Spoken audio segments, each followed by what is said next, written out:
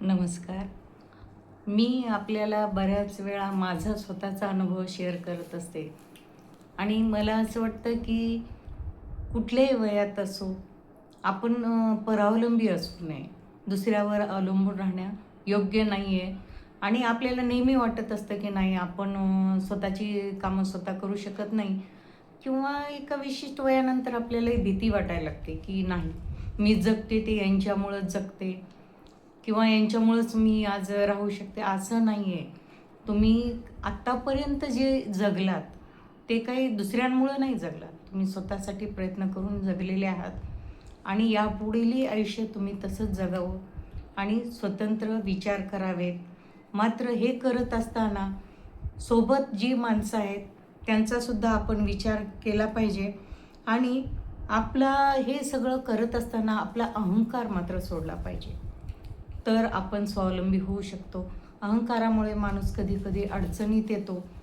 त्यामुळं सगळ्यांपासून दूर काही अंतरावर राहा, पण प्रेमाने राहा आणि अ, हे सर्व काही माझा अनुभव आहे आणि जास्त कुठलीही गोष्ट पूर्ण प्लॅनिंग केल्यानंतर प्रत्यक्षात आणल्याशिवाय तुम्ही दुसऱ्याला सांगू नका.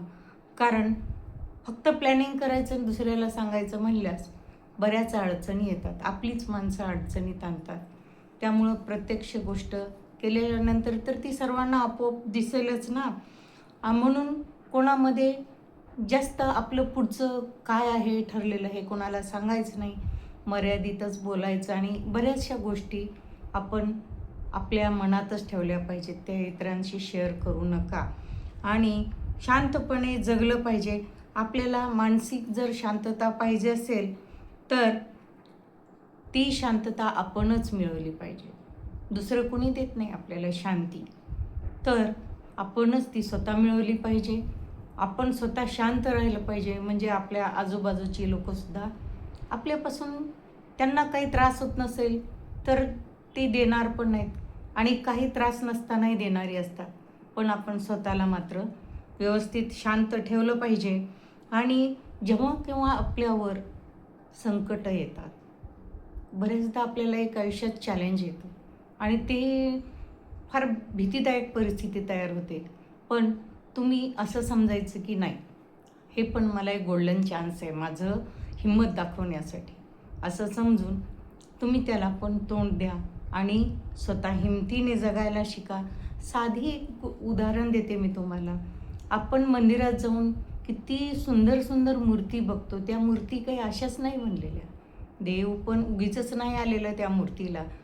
कारण दगडाला ठोके मारून, मारून, मारून नको त्या गोष्टी त्यातल्या नको ते पार्ट काढून टाकून कितीतरी ठोके सहन केल्यानंतर त्याला देव पण आलेलं असतं. दगडाचं देवात रूपांतर होणं सहज सोपं नाही. तसं आपल्यालाही कुठलीही गोष्ट मिळवणं तितकं सोपं नाही. प्रत्येक गोष्टीत आपल्याला त्रास होणार आहे, अडचणी येणार आहेत. पण आपल्याला पण सहन करूनच आपल्याला माणूस म्हणून जगायचं. जसं दगडातून देव निर्माण होऊन त्याला पूर्ण दुनिया मानते, तसं आपणही सहन करून आपण माणूस बनूनच जगलं पाहिजे. आणि मात्र हे सगळं करत असताना तुम्ही तुमचा आत्मसन्मान ठेवा. आत्मसन्मानाला जर कोणी ठेच पोचत असेल, तर मात्र ते तुम्ही सहन करू नका. कारण जिथं आत्मसन्मान नाही, त्यांच्यापासून मग तुम्ही दूर राहा आणि कर्तव्य करत राहा. फळाची मात्र अपेक्षा करू नका. कारण फळाची अपेक्षा करून काही आपल्या पदरात पडणार नाही. उलट दुःखच वाटेल. जेव्हा माणूस फळाची अपेक्षा करतो आणि फळ नाही मिळालं तर त्रास होतो, दुःख होतं. त्यापेक्षा कर्तव्य करा आणि सोडून द्या, विसरून जा.